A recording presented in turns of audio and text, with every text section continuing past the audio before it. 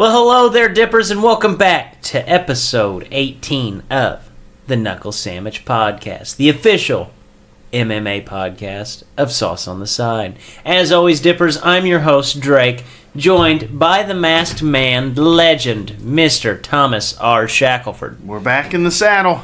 We are back in the saddle indeed. We took a 1 week hiatus, but we are back. Last week, kind of a slow week. It really wasn't, we had kind of a 2 week layoff of fights, so we wrote ourselves in a week of vacation, and that's what you get. Perfect time to do it. You wrote in a week of vacation. I was just lonely last Wednesday. Yeah, well, that's no different than any other Wednesday.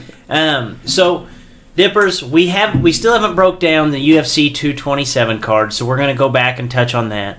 We're also going to hit on the 25th anniversary press conference that Uncle Dana and his boys held, and it was pretty wacky story of events there, and we will talk about some of the fights and preview those since we have another week with no fights on Saturday or Sunday. But before we get to any of this, before we break down UFC 227, before we talk about how the Mighty Mouse has fallen, wait and see, you know what to do.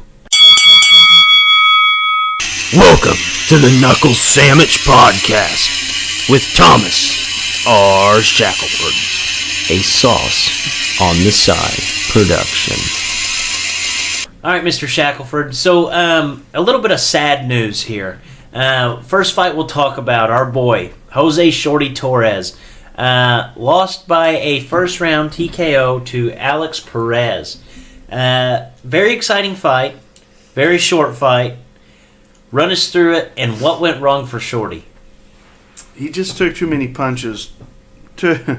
That's a bonehead statement. Yes. He said before he's a really slow starter, and that dude just jumped on him really quick, and he just couldn't get those back. He just got rattled too many times, and really there was a few moments where I thought the dude was going to punch himself out because the fight lasted 3 minutes and 36 seconds. Alex Perez threw 170 punches. Can you take a guess at how many of those landed? That's one a minute. Or one a second. That's a punch a second. Guess how many landed?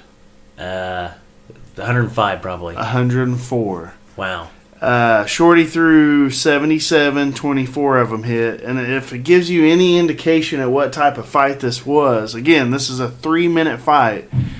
Guess how many of Perez's 104 strikes that landed were significant strikes? Probably a lot. 104. Holy smokes. Both of these guys, this may be the first time in the history of the UFC for Alex Perez and Shorty, their total strikes and their significant strikes are the exact same strike count. Because that's all it was. They stood toe-to-toe, threw bombs at each other till one dude fell.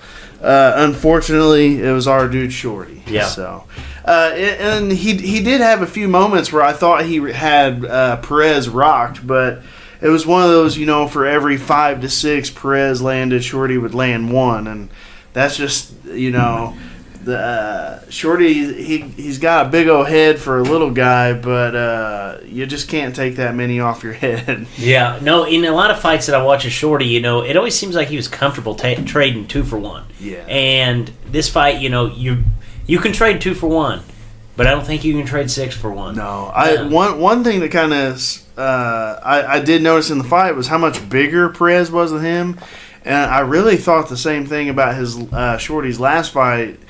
I don't know that we're very close to ever getting like a 115-pound weight class or 120-pound, but I think maybe with Shorty's body stature, like just as the size he is, because he's not a super muscled up guy. Like I think really that's probably the weight class he should be. They showed a stat, so the weight cutting's become such a big issue. I forget where they fought, California. So California actually weighed the fighters post-fight, or pre-fight. They had their weigh-ins and they weighed them in sometime before the fight. And on fight day, I think it said 3 or 4 fighters would have actually, if they were going by weigh-in regulation, they would actually be fighting 2 weight classes above what they're fighting. So, like, ONE FC that Ben Askren was in. So what happened is they had a fighter die from cutting weight. So what they did was just weighed all the champions. They said, come in, weigh in this day. It was they did a hydration test like they do in high school wrestling. Weighed them, how much do you weigh? Okay, that's the new weight class. So Ben Askren was the welterweight champ, but it was like 183 pounds because that's what he was basically sucking out 15 pounds of water to get to 70, so they just moved him up. So I think that may be where things are going. But, yeah, Perez was one of the guys that would actually be 2 weight classes. If they were going by ONE FC's, the weigh-in, that hydration style, he'd be a 145-pounder. The other one was Dillashaw, was another one that would be 2 weight classes up, and so he fights 35, so he'd really be a 55-pounder. Wow. Trying to think. 2 other big surprises was a lot of people were saying how much bigger Cejudo was than Mighty Mouse. Mighty Mouse actually weighed more than Cejudo the day of. Holy smokes. The other one that really, I thought while they were in the cage together, both times they fought, Garbrandt. Garbrandt is a true 35-pounder, and Dillashaw was 2 weight classes up. So. That is insane to actually hear. When you think about it, again, we talked about with the women is that body percentage. Shorty's fighting 125 pounds, but he's basically fighting a dude 20 pounds bigger than him. That's that percentage. Me, a big chunky butt, I can fight a dude 15, 20 pounds or whatever, wrestle a dude. And it's not, the percentage isn't I can deal with it. But when you're 125 damn pounds, that's a lot of weight. No, that's a ton of weight. And it's kind of crazy to think about with Dillashaw, that you say that he should actually be fighting at 55 and all that. And the guy's been talking about going down to 25. So that would be an astronomical weight cut. And it's kind of one of those things that now, after hearing what I have, I'll believe it when I see it. Yeah, I mean, and he's adamant saying he can do it, and I'm sure he probably could, but should he? I mean, your brain's basically just fat and water. So when you're down like 2% body fat and you're already cutting all the water out, like that's just straight brain trauma. Yeah. That's just brain trauma. It's not healthy. It's not healthy at all. No. So maybe the biggest winner of the night, in my opinion, came from a losing fighter. Kevin Holland fighting Thiago Santos. Holland was supposed to just get absolutely mopped, and we had even pegged him to get mopped, and he did get beat. I was going to say, he got mopped, but he's an exciting fighter, and I think that people are going to press to see him again. Take us through this fight, and what did you see from Holland? Really, he surprised me, surprised a lot of people, just his durability. I mean, he fought a top 10 ranked guy. Santos might be like 7 or 8 in the rankings.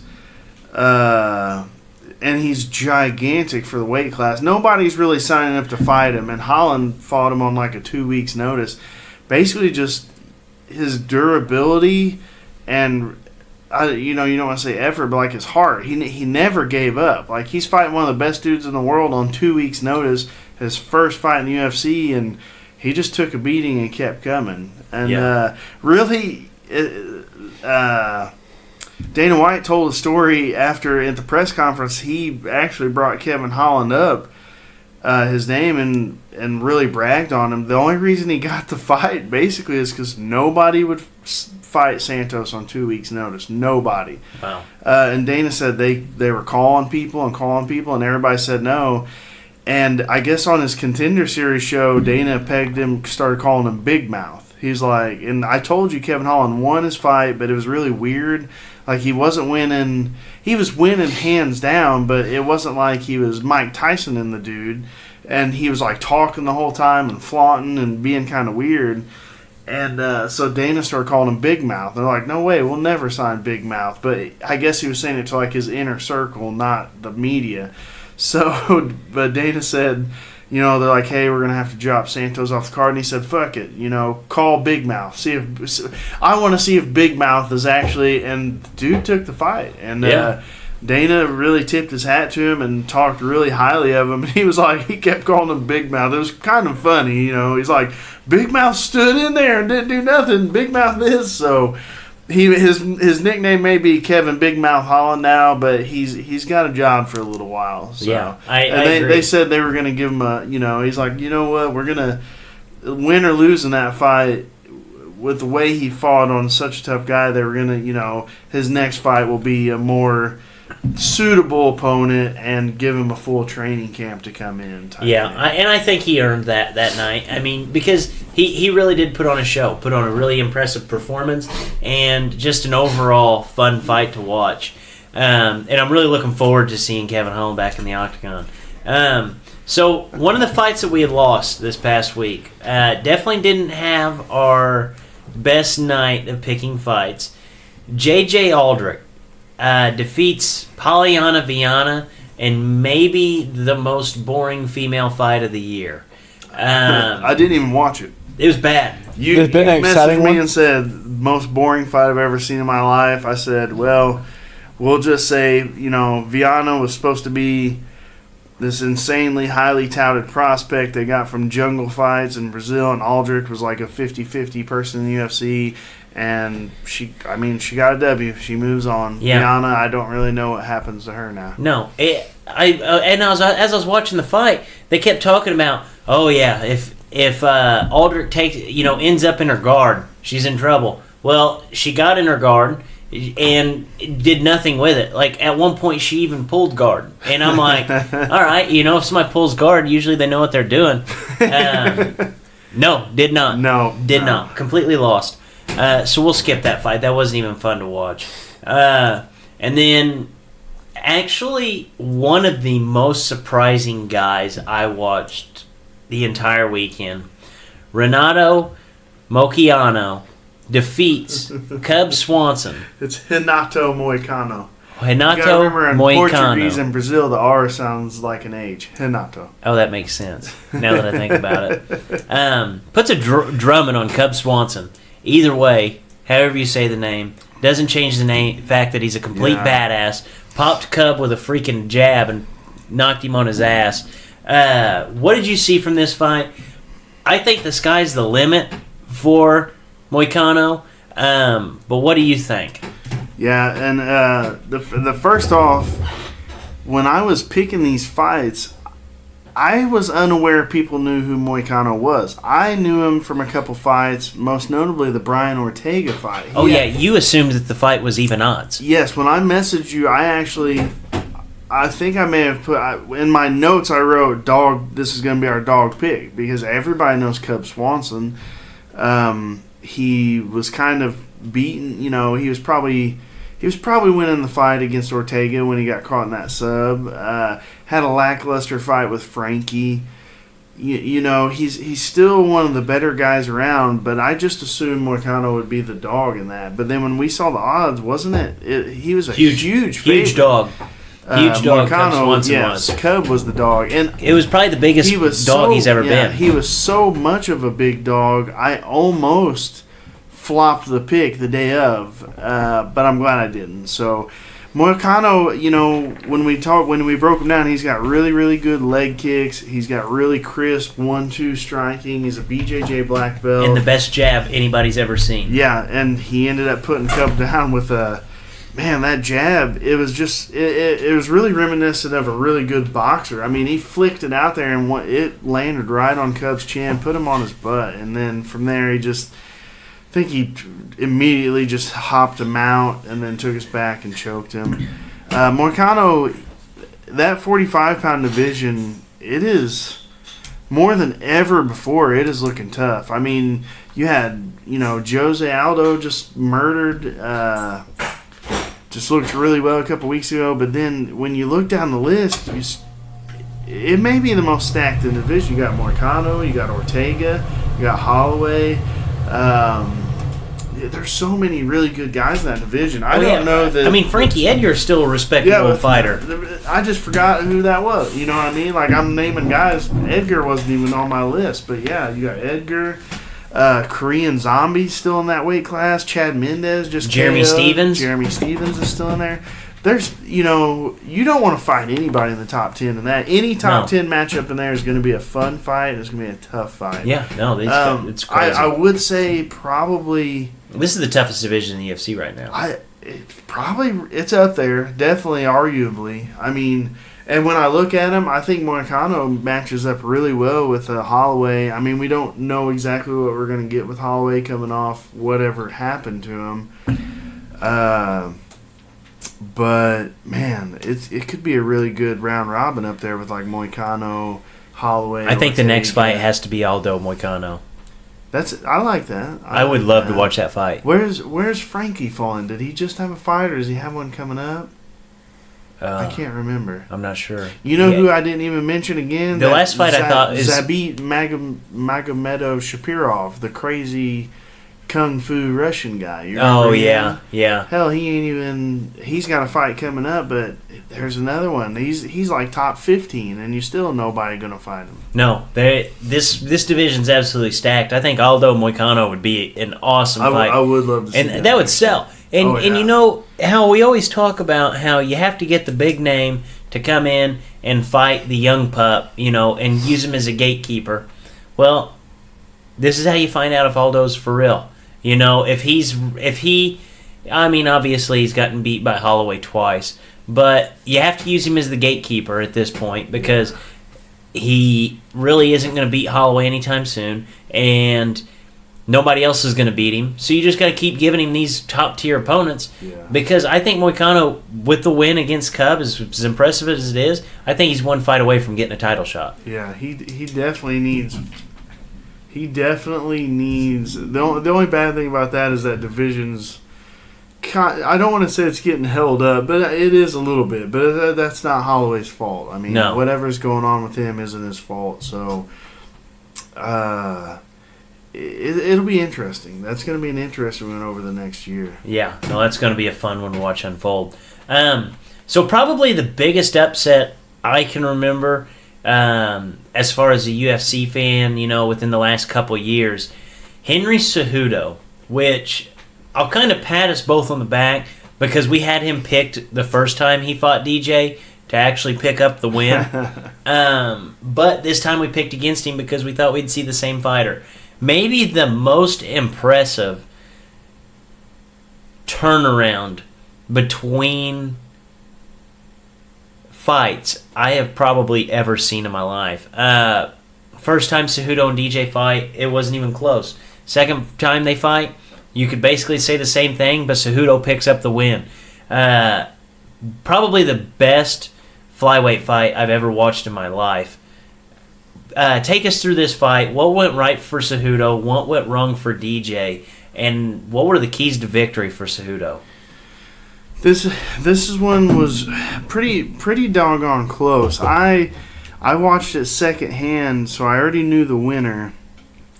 I'd kind of heard inklings that people really thought DJ had won. I'll break it down kind of round by round. Round one, I really felt DJ won. I mean, he was hitting those low calf kicks. He actually kind of shut Cejudo's leg down. Cejudo kind of rolled his ankle. You remember that? Yeah. Oh yeah. No, kind of rolled his ankle and bobbed around. I was pissed. I thought the fight was over. I mean, he looked like Sean Thompson out there. But DJ around. didn't do anything to hurt that leg because he stepped hit those on calf kicks. He hit about 4 calf kicks right in a row, and then he stepped back and it twisted his ankle. The commentators didn't even really say nothing to it until later. But that Cejudo said that's what happened. Was he got hit with those calf kicks and it kind of went numb, and he twisted it. So I don't think there's really any takedowns in that one. Maybe a quick one, but that round I really felt like was DJ's right off the bat.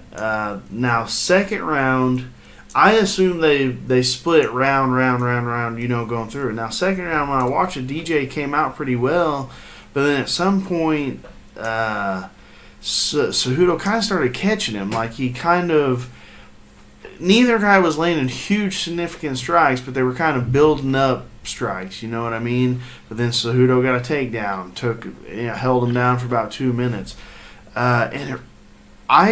I actually thought that fight was 4-1, 4 rounds for Cejudo. I thought Cejudo won 2 through 5. You could argue round 2, maybe give DJ round 2 and do a 3-2 split. But you say, the guy was on his back for 2 minutes. Exactly. Even if he led 3 minutes of a close dance in the stand-up, 2 minutes flat on your back, not being able to get that Olympic wrestler off of you, that to me, on the clock, that 30 second or that minute less from the standing, it just erases it. I agree. I actually had that fight scored 4-1. Yeah, when I watched it, I thought I watched the first round, gave it to DJ, just off the striking. He was a little more volume. Cejudo was chasing a little bit. Second round, Cejudo stopped chasing as much, started cutting it off a little bit, got the takedown, and I thought, well, so if they get that one to Cejudo, I bet the next one goes to DJ. And I was like, oh no, it was even more. I kind of looked up the stats. So if you look up the striking, total strikes, it was 110, 110 landed at 178 for DJ. So that kind of blew my mind. Yeah. So that's not a ton of strikes for a 5-round fight. No, look at Perez landed almost as many in a 3-minute fight. Perez threw as many in 3 minutes as DJ threw that whole fight. Same thing with Cejudo. He threw 177. Now, he only landed 71 to DJ's 110. So you could see that DJ might have edged him a little bit, but Cejudo had scored 5 of 14 takedowns. So that shows you that he was in the clinch, and he was in the clinch striking, and he was in the clinch getting those takedowns, which kind of cracks me up because that's why I picked Cejudo, 2 years ago. It was like, he's the better wrestler, be able to clinch him. He got one inside trip, that inside trip was so sick. Well, that's what he got DJ with the last time. He got him down for a split second, DJ kicked up, and then kneed him in the liver about 10 times into the fight. So when we were doing our breakdown 2 weeks ago, I'm like, I don't know why I thought Cejudo was going to out-wrestle him in the clinch, because Cejudo probably ain't never wrestled more than 120 pounds his whole life. He ain't never wrestled in the clinch. So what's he do this time? Hits 5 inside-out trips, from an over-under position. No, it was slick. So it was a very slick takedown. A really good fight. DJ did get hurt, though, so, afterwards, there's nobody that's done more to deserve an immediate title shot than DJ. Absolutely. But DJ had a baby, I think, in the last couple days. Like, he was waiting. He was hoping his wife didn't have a baby while he was out there. And he had a foot injury. His foot was like the size of a pumpkin. But they said no breaks or anything, so it's probably just some soft tissue damage type thing. So that probably opens a window up for Cejudo. He had that pretty nice little call out of TJ, and TJ's been, back and forth with him on Twitter a little bit. So I think we're probably going to see Cejudo Dillashaw next. I would rather see Cejudo go up to 35 as opposed to TJ come down to 25, though. Right. I agree with all your points on the fight. I think Cejudo won that. And whenever I got on Twitter, people were complaining that DJ should have won the fight. And I feel like people get into this little cubby hole of thinking that any close fight should go to the champion. Yeah. That's not the way it works. You have to. The champion has to go out there just as much as the contender in order to win the fight. And if you look at the fight as an entirety and not even look at it round by round, Cejudo dominated that fight. Yeah. But if you look at it round by round, it gets a little closer. But even then, Cejudo, 4 rounds to 1, show me what other 2 rounds you're going to give DJ. Yeah. Or if you're going to try to pull something up and make it a 10-8 round. Like, that's not going to happen. Yeah. And Cejudo earned that fight. Cejudo did everything right. Yep. And it was exactly what we thought he'd do the first freaking fight. Yeah, but he just went that's what I thought the first fight would look like, I was going to say about weight. Cejudo, I guess since that Mighty Mouse fight, he's gotten so much better. But that was one of the big things that he changed up was his nutrition, and he went to like a specialist for. I don't want to say a weight cutting specialist, but like just a general health specialist who helped him.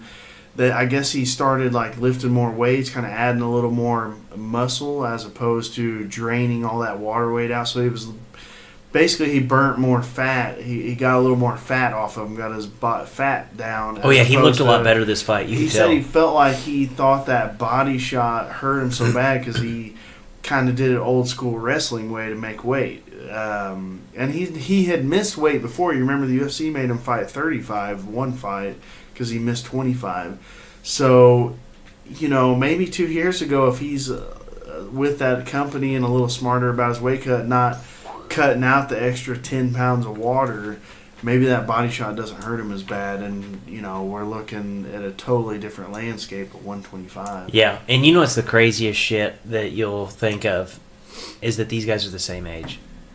Are they really? Yeah, they're both 31 years old.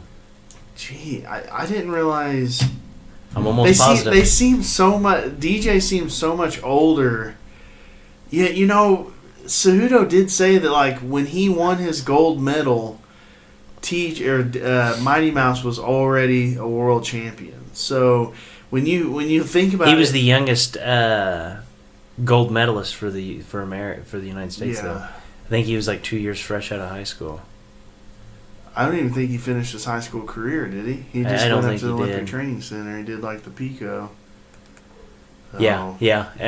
So Cejudo is 31 confirmed, and Demetrius Johnson is also. He's 32. 32. Wow. Well, he had a birthday since then. His birthday was 2 days ago. We're splitting hairs. At the day of the fight, they were 31 at the day of the fight. We could be looking at. A nice little trilogy here. Oh, absolutely. That's a good rumble. Absolutely. I'll watch it every time. And like if Cejudo's closed the gap between him and DJ so much, like nobody's caught DJ anytime soon. And I'm not even going to say that DJ has gotten any worse. I'm not going to say that DJ fell off a cliff or anything like that. Cejudo just caught up to him. And when you think about Cejudo, he's got to go down in the history books as probably the best combat athlete ever. Right? I mean, he got a gold medal in Olympic wrestling. That's a very good point. He's won the gold here. Rhonda has an argument, but she got bronze, I think, in the Olympics in judo. The only thing that I would say, DC got fourth in the Olympics once. So I mean, there's some people that are close, but again, what we talked about, you'll trade a gold medal in the Olympics for 1 million gold medals or silver or bronzes and any other. So he's got to go down as the best combat athlete ever. And you're really talking about like a guy who's really just like one NCAA title, which he didn't even compete in, away from like stamping it, signed, sealed, delivered, greatest martial artist of all time. Yeah. But so we talked about the first half of possible super fight, Cejudo, and then the other half is Dillashaw. KO'd Cody Garbrandt this past weekend to retain his bantamweight belt. And most exciting thing about this fight is Leighton C's 10 seconds of sweat. Just like his love life. That's right. But before I start, I gotta say that Dillashaw and Cejudo would not be super fight because I knew who Cejudo was before Saturday. Therefore, it cannot qualify. A super fight. Okay. So, guys, in case you guys don't know, if you're not familiar with Leighton C's 10 Seconds of Sweat, this is a segment. Leighton, he's the producer, so he has to be here while we record. Basically, Leighton watches UFC as if he's watching a cockfight. He looks at two guys, decides who's going to win just based off looks, and he tells you He basically writes you the outline for the fight in a guy's brain who is not a guy who watches a whole lot of fights. He just likes brawls. So, Leighton C, give us your 10 seconds of sweat. Alright, well, this week, the sweat's pouring over Garbrandt and Dillashaw. I knew Dillashaw won the first fight and that these two guys hate each other for whatever reason. But I picked Garbrandt in this fight because he has cool tats, not child tattoos like that one guy. What's the one guy's name? Anthony Smith. We found out that Anthony Smith had a Hall of Champion. Might not lose a fight ever again. Into that. But it turns out that Garbrandt is not a Hall of Champion. He has the heart of a number one contender. Because he got knocked out again. But prior to getting knocked out, this was a really good brawl. It was just under 1 round, non-stop action, which is a perfect fight. So Dillashaw won, except for Garbrandt. I guess when we're seeing him more cool tattoos fight a meaningful fight for a while. But like I said, really awesome fight, and the UFC should probably just stop now. Can't get any better than that. And that, my friends, was Leighton C's 10 Seconds of Sweat. So Leighton, he's calling for your head, UFC. Uncle Dana, you might as well just hang it up. Pack it in. Pack it in. Shackelford, run us through what you saw at Dillashaw Garbrandt. I thought it was very similar to the second round of the first fight. It was identical. It was an identical fight. Garbrandt will look back at this fight. Anybody that's ever competed in anything, if you've ever been pretty good, we'll say better than average. If you were a high school quarterback and your team went to like the semis, or a wrestler and you made it to, the top match in sectionals or state or whatever. If you're a boxer and you make it to the Olympic, training center. Everybody's got this one match or one fight or one game or one down that you look back on and you're like, Mother of God.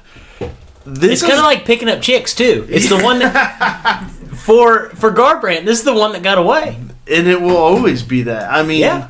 I think this is his PVZ of fights. Oh, you missed your chance. Bull got after that way harder than you did. But anyways, this is one he's gonna look back forever because again, it started out the same way. And I freaking picked him again, the same thing. He has the way faster hands. He has the more powerful hands. And he knocked Dillashaw down, but then he jumped on him like a rabid ape. And just, tried to... He kind of covered the hip, was, what would be called in wrestling. He kind of covered the hip behind him, hit him with a couple more shots. They stood up.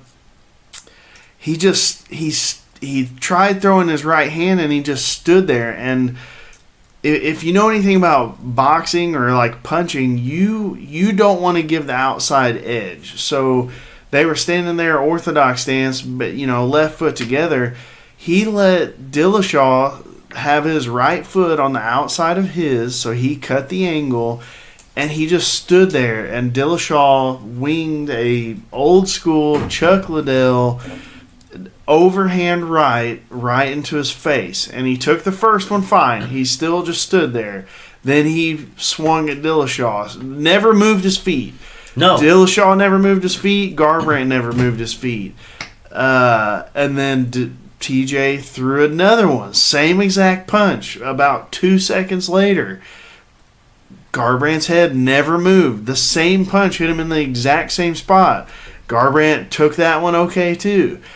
Then he tried throwing his right hand. Never moved his head. Never moved his feet. Dillashaw did the same exact thing. Neither of these guys have moved for probably a span of 10 seconds. Dillashaw threw the exact same 3 punches in a row, and the third one put him on chicken legs, knocked him out, and then he just jumped on him and bashed him.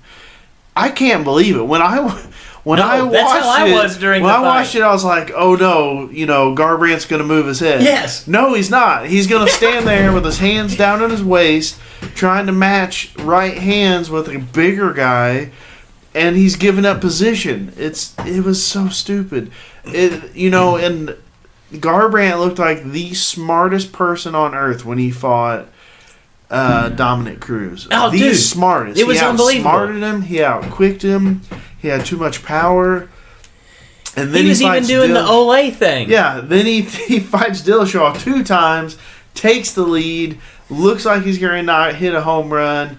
Next thing you know, it hits the foul line, gives old TJ another shot, and TJ just freaking 3 fastballs right down the pipe. Yeah. Him. Dude, I agree with you 100%. Watching that fight, you're thinking, okay, come on. Like, get out of there. No, come on, get out of there. Move. Do something. I really think, I almost planted the flag in the ground after that fight and said that Garbrandt was the dumbest fighter of all time. But I remember back to the Dominic Cruz fight, just like you said. I'm like, how in the world does dude beat Dominic Cruz? Because not only to beat Dominic Cruz do you have to be a great fighter, you have to be a great thinker. Because Dominic Cruz outsmarts every single guy he's ever fought. I mean, you don't have a dominant reign. Wipe injuries out the table because we're just talking about fighting. Dominic Cruz, you don't have such a dominant position at the top like him and just continually win fight after fight after fight without being such a brilliant fighter and a great fighter. Cody Garbrandt is a great fighter.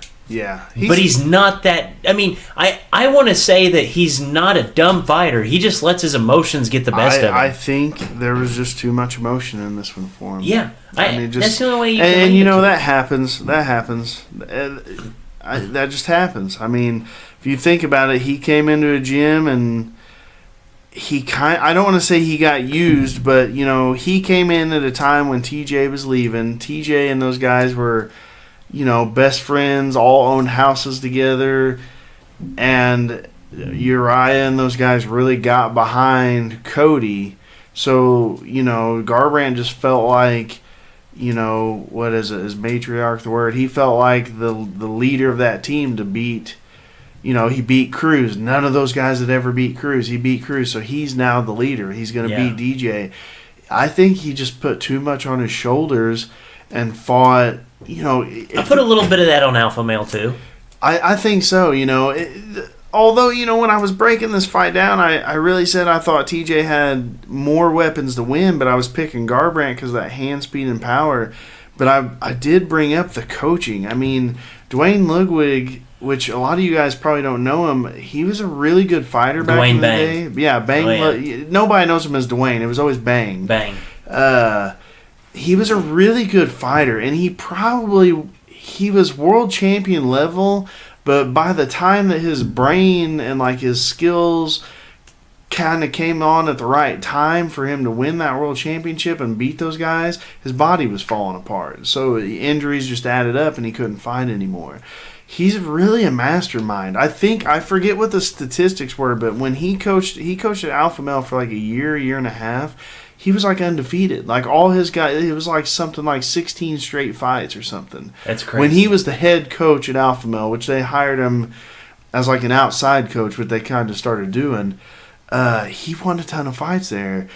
And as good as... He's a Boss Rutan guy too, right? Yep.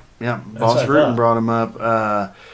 Which is he didn't fight like Boss, and TJ doesn't fight like Bang, which was really a really good sign of a good coach. Because any good coach, you don't necessarily want your person to fight like you.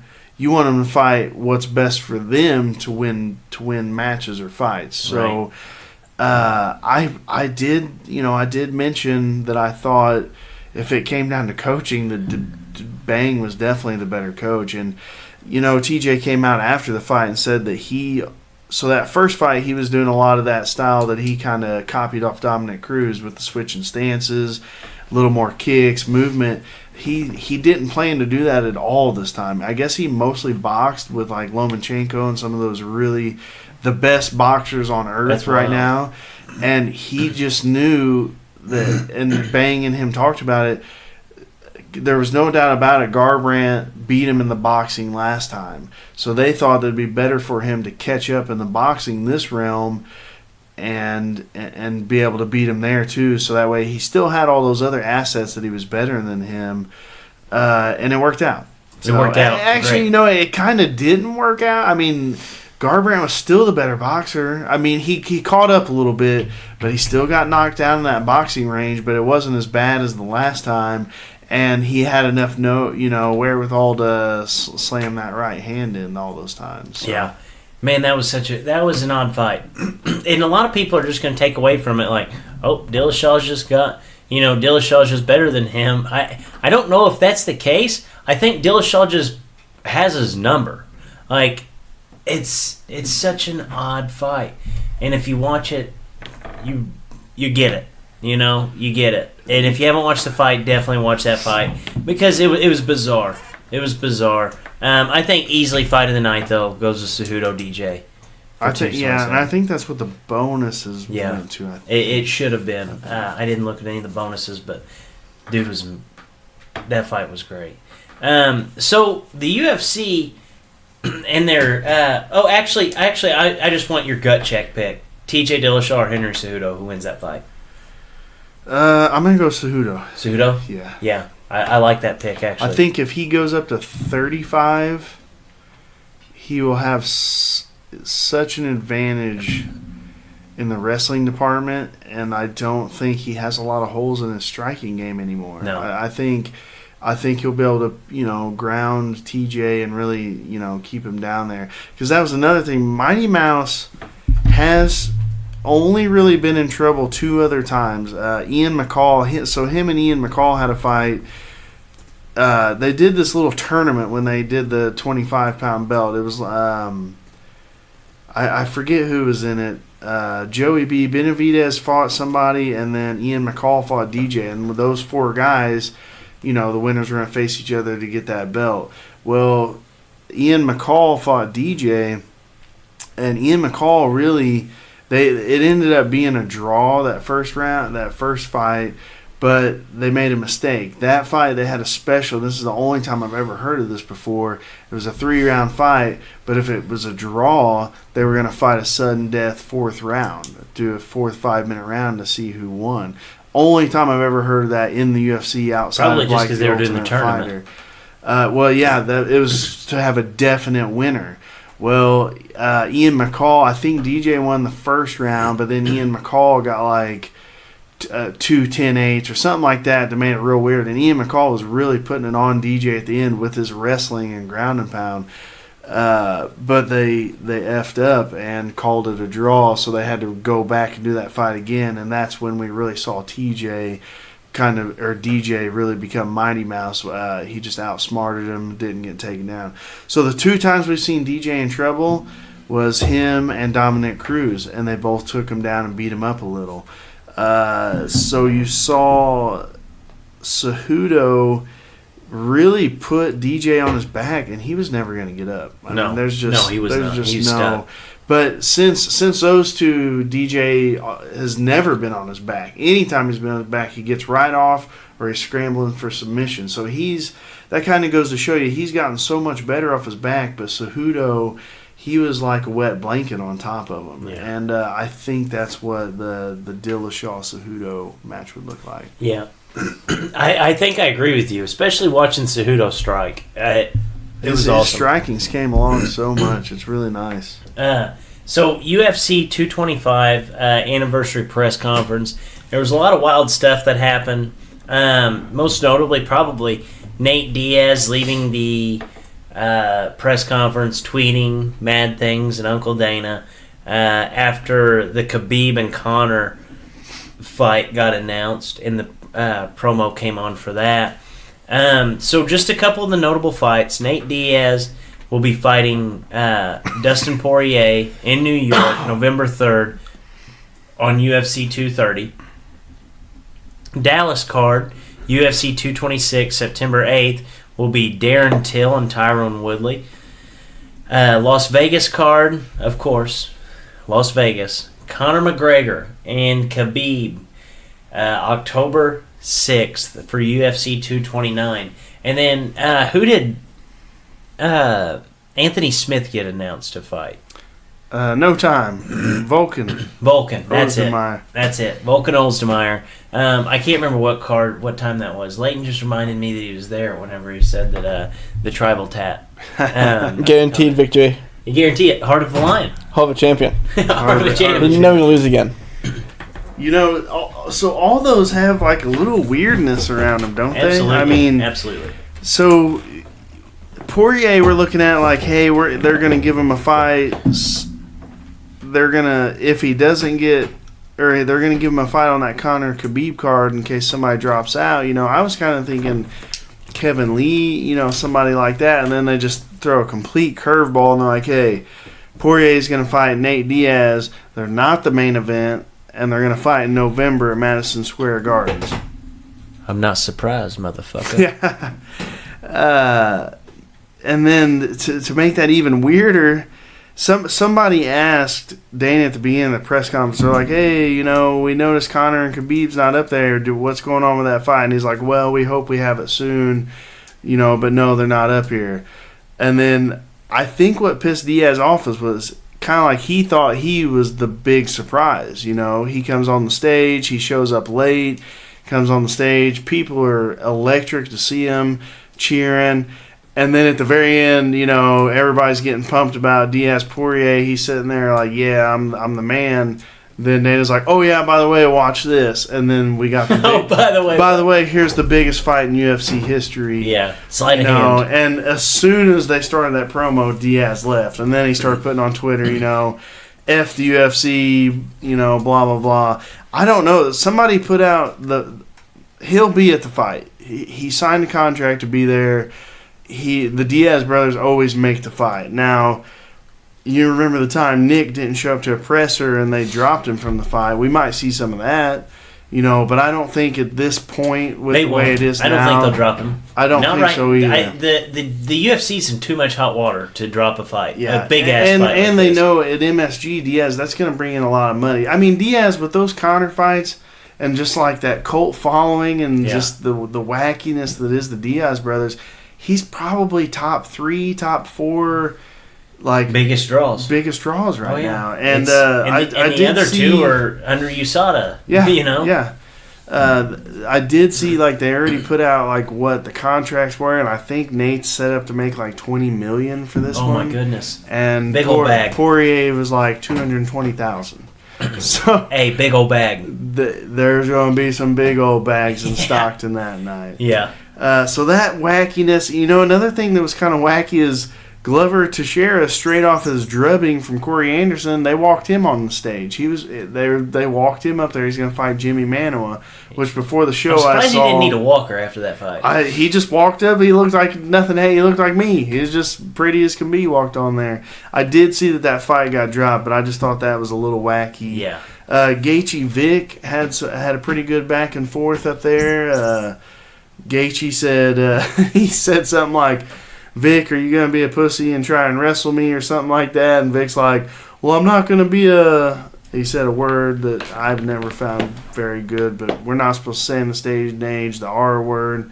He said, I'm not going to be a idiot Homer Simpson. I don't know if you remember that Simpsons episode where Homer became a boxer and he wins because people beat the shit out of him and get tired. He said, I'm not going to be Homer Simpson and just stand there. You know how they predicted the future?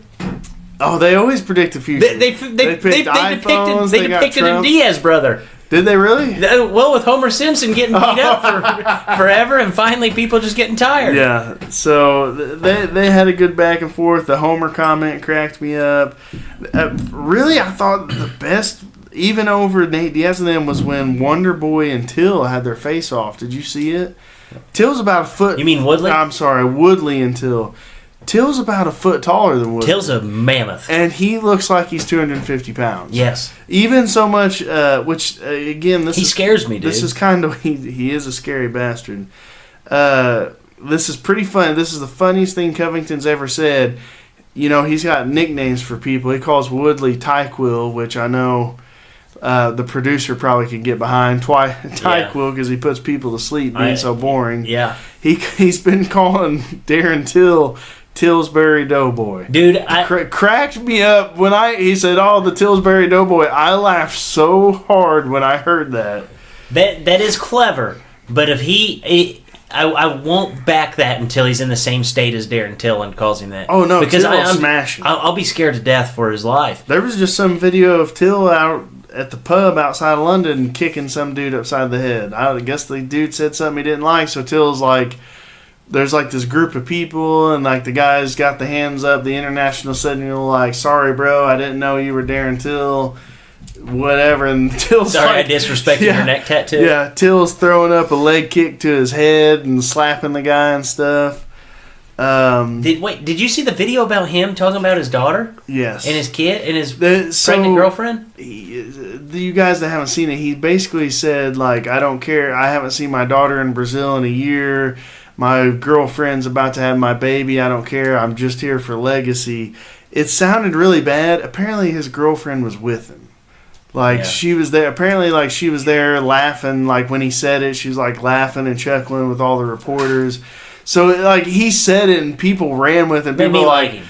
Huh? Made me like him more. Oh, it made you like him? Yeah. I think it made a lot of people hate him because they're like, screw this scumbag. Well, when really his girl's like right next to him, like it was kind of a gag, but they showed that 30 seconds where it's not a gag, you know. Well, and because whenever the dude's saying it, like, you know that that's not true, but like he's putting on a good shtick, and it's not like anybody's poking the bear to make him say that. He's like, a scary dude. Yeah, he's scary. Yeah, and if you listen to him talk, you can tell that he's a genuinely halfway nice guy. Yeah. Like, he's funny. He'd be a guy that you'd like to go out and hang out with. But he's got that. It's kind of like that it factor. To me, he's got the Connor. Like, I haven't seen, and that's what people drew to so much to Connor. Even when he was coming up through the rankings, fighting all those tough dudes. They just this confidence. He's just like, hey, I'm here to win the belt. And some people say it. A lot of people say it. But then there's a few guys along the way when they say it, you're like, this dude means it. Like, this dude absolutely means it. Darren Till won't get beat in the next 3 years. I don't think he will. I don't think Woodley's got the style to beat him. I don't think Woodley's going to get him. Who does have the style to beat him? If Woodley doesn't have the style to beat him, and Wonder Boy doesn't have the style to beat him, who in the world's going to beat him? I was going to say Wonder Boy maybe. But, I mean, we're a little bit away from seeing that fight. But none of the other guys... No, he just completely dismantled Wonder Boy. I thought he beat Wonder Boy pretty handily, but I still think that Wonder Boy... That style, I think he can give him some trouble. If you think about who else, I think he's going to take. I don't think Covington can't. Covington won't beat him. He won't be able to do what he did to Dos Anjos, just throw a bunch of really bad punches, and Dos Anjos threw that fight. Who else? Oh, I'm trying to think. So you got Woodley. I don't think Woodley's got the style to beat him. Man, who else is really at 170? I mean, you can't really think of anybody. No, because Jorge Masvidal, I don't really feel like does. He's another one that's up there. Robbie Lawler, I think he'll take too many punches. I don't think there's many guys that beat Till. No, Usman. Usman is actually he's the fill-in for that fight. Did I heard that they were putting him on. Usman would be a tough fight for Till, I do think. Damian Maia, Neil Magny, Alex Oliveira. None of those guys are beaten. No, none of those guys. None of those guys. Tillsbury, Doughboy, hilarious nickname. He's a monster. He's a monster. I can't wait to see that fight. I will pick Till for sure. Oh yeah, dude, I'm gonna lay the house on Till. I mean, that's gonna be the easiest bet I've made in my whole entire life because the odds are gonna be close. So the biggest fight, we've kind of touched on Nate, Poirier, Till, Woodley. The biggest fight of probably the last. How many years do you want to go back? How many years it's back? It's probably ever. With the build-up, with the Dolly thing and everything, it's probably ever. Probably the biggest. I think it'll sell. It'll have the most viewers ever. Even in an era where people are watching it outside of pay-per-view buys, I think it'll probably outsell any pay-per-view. What's going to happen? What do you think is going to happen in this fight? I think they're going to load this card up. I think this. They already have the card's already started. Oh, it's set. It's not set in stone yet, is it? For the most part, yes. I thought that there were still some openings last time I checked. You'll like who's on the co-main. Derek Lewis. That's right, baby. I love Derek Lewis. I bet he's going deep that night. OSP, Dominic Reyes, I like that. Oh, Felice Herrig. Okay, I can definitely get behind that. Oh, you like how they slid Sean O'Malley like right in the middle there? Yeah, that was the next. This is his coming out party. Yeah, it'll be. It's going to be a big night. As far as what's going to happen, Khabib. I mean, obviously we'll break it down a lot better. In my eyes, when I think of strengths, Khabib's obviously is wrestling. He gets people down. and he's good at keeping him down. He's not the best submission guy. He doesn't have a lot of sub wins, and he doesn't have like TKO punching wins. So you gotta, and those are his, his positives would be he drags people down and they don't, he keeps them there or he keeps dragging them down. His negatives is his He'd be like cardio. fighting a bear. Yeah, a little bear. Yeah, basically. Just drag you around. Just drag you around. But his negatives would be his cardio. His striking's not very good. And let's face it, when he's taking people down, he's not a St. Pierre where it's a very slick, like, St. Pierre was known for having that really good range where he never really got hit as he was taking people down. Khabib's not like that. He drags you through the mud. Just drags you, yeah. So when you look at Conor, you look at his strengths, timing, distance, and he's got the touch of death. Now his negatives are, we've seen in the past, he has had cardio issues in only two fights, but he's not helpless on the ground. I mean, Mendez got him down. He beat Max Holloway with a torn ACL by wrestling him. So he's not helpless on the ground. Just my gut instinct says Conor uses that front leg teep kick that he likes to the body and lines up that left hand and puts him down early. That is. I've really looked at it a ton. Again, we'll break it down later. You've been breaking down this fight for the last 3 like years. 10. Yeah, I really think that's how it's going to go. I think Conor rushes out, uses that front leg teep kick, may even get taken down a little bit, but I think it'll be like the Mendez fight. Like, he scrambles, gets up, he's not really in any danger. We found that out with Iaquinta. Iaquinta just rolled over to his belly, gave him his back, and stood right up. Yeah. So now we know you can do that. You don't have to just lay there and guard and let him kind of throw rabbit punches at you. Of course, I love both these dudes, but I really think Conor's, his timing and distance, the way he manages distance, is going to be so much more than Khabib is used to. I see him putting him out early. And if he does, I don't know that we'll ever see Conor fight again in the UFC unless it's like a GSP or just like some insane fight, because he'll have to go down as the most he'll go down as the Jordan of MMA. Yeah, you know what I mean? Like, no one's, that Jordan LeBron argument's always going to be there, like statistically wise, but it's never there because Jordan won so many never lost. He was always clutch. And yeah, Conor lost a fight. He lost a fight to Diaz. He lost a fight real early in his career. But if he wins this, he'll be the most clutch MMA fighter that there's ever been. Yeah. Anytime there's ever been any, the first Diaz fight, that was like a last minute fight that Diaz took, and Diaz always in shape. I felt like he remedied that when he fought him the second time. I agree. And nobody else is ever going to do this. This is another thing. 170 pounds. He did it at 170.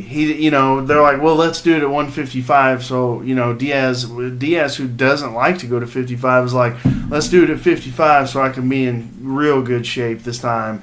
And Conor's like, no, it has to be the exact same as the last time. Yeah. If it's not the exact same, then it doesn't count. Yeah. And, I don't know why people rag on Conor. They say, Absolutely. he got fed a bunch of easy fights. But if you look at his fights, he fought, I'm sorry. Max Holloway. He fought Max Holloway. Chad Mendez. Jose Aldo. Hold on. I got to look Dustin it up Poirier. Because when I was looking at it, Did he fight Poirier? Yes, he fought Viz. So he fought in the UFC. These were his fights. His very first one was against Marcus Brimage, who at the time came off the Ultimate Fighter, was 3-0 in the UFC. Beat him in like 10 seconds. Max Holloway beat him with a torn ACL, now UFC champ. Diego Brandao, former Ultimate Fighter champion. At the time, I think he had lost one, but he was still top 5 whatever opponent. Knocked out Dustin Poirier, knocked out Dennis Seaver, beat Chad Mendez. Then that's when he beat Aldo, loses to Diaz, beats Diaz, and then kills Alvarez. Nobody's had a harder road than Conor in the UFC. Yeah, when you break they're it down, either that's UFC insane. champions or were top 5 ranked when he fought them, except for maybe Brimage and Holloway. But again, that was early. Nobody gets anything like that. Yeah, no, that's crazy. So, The guy's had a great career. he's had a murderer's row of I don't opponents. think a lot of people think that he's about the money and he's like. Of course he is. This is prize fighting. Yes. That's my argument to that. But no, a lot of people think that he's just about the money and like after this fight he'll retire. I don't know if we're going to see that out of McGregor. I think that he's more of a entertainer. And I don't think he could stay away from fighting. I think that he tried to, taper his way off after the Floyd fight, but I don't think he can do it. I don't think he. I don't know that he's tapering himself off. You remember he had a teammate that killed a dude in the ring, and that's when he started talking about head trauma, and I think maybe that changed his perception of the game. Make as much money in as few fights. As you can. So then you got the other side like Cowboy. You can fight 8 times in a year and make a bunch of money and go 5-3. Or you can be like Conor and fight once every 2 years, make 10 times as much money, and not take all that trauma. That's what I'm saying. I think that he's gonna drag this thing. I think if he wins, he'll fight GSP next. Has to. Because GSP's already been saying, he wants to fight him, and he's even saying he could fight him at 55. I don't know how GSP makes impossible. 55. No, not as thick as I don't know if you remember fight. what he looked like when he fought Bisping, but he looked like Donatello or Leonardo. You just name a Ninja Turtle, that's what you just name one. I am well beyond excited for this fight. I'm actually pushing for you to fly out to Vegas with me and turn it into a little weekend, I don't know. I don't know if I'm going to be able to make it to Vegas. I don't know that we would be able to watch the fight if we went to Vegas. Oh, absolutely we could. No, I'd have too many beers by 8 a.m. I'd never make it. It would be a good fight to watch. I would be the most irresponsible guy in Vegas if we went. I saw a guy walking down the street about 6:30 a.m. With a bottle of liquor and his pants hanging down, like people not just sagging, his pants were hanging completely down. He forgot to re-button and zip them at some point. Yeah, so that guy would hold the candle as the most irresponsible, and I'm going to assume he's still there because I would imagine that he didn't have the funds to make it out. So yeah, you'd at least be at worst second. I'd have one guy beat. So anything else we want to touch on before we wrap this? We're going to say Tave, former guest, he killed another hillbilly, and I think he went to Ohio this time. He won his fight pretty easy again last week. So he won his fight in Indiana, won his fight in Ohio. This dude was 6-0. Not anymore. He was another bald guy. I asked Tave when they were going to stop giving him bald hillbillies. He said he didn't know. So right now he's 2-0 against bald hillbillies. And I think he was kind of brought in this fight to be the loser. This guy was, like I said, 6-0. I don't know if he was the champ of the organization, but yeah, that's where he's from. And I mean, Tave made it look easy. Awesome. It was pretty. He like I say, whooped some hillbilly. So yeah, he'll need to get 5, 6, 7 more of those before I think any of those bigger promotions start looking at him. But 2-1 right now, looking good. Maybe we can get him on again soon. He's traveled around doing all his interviews and stuff. It'll be hard to get him in. Yeah, that'll be awesome. So sounds like Tave's on his horse, and it sounds like Shorty Torres will be back on the horse sooner than later. Of course he will. Don't ever change, Shorty. No, I agree. It makes for fun fights. But for all you dippers out there, for Mr. Shackelford and Drake, as always, stay saucy.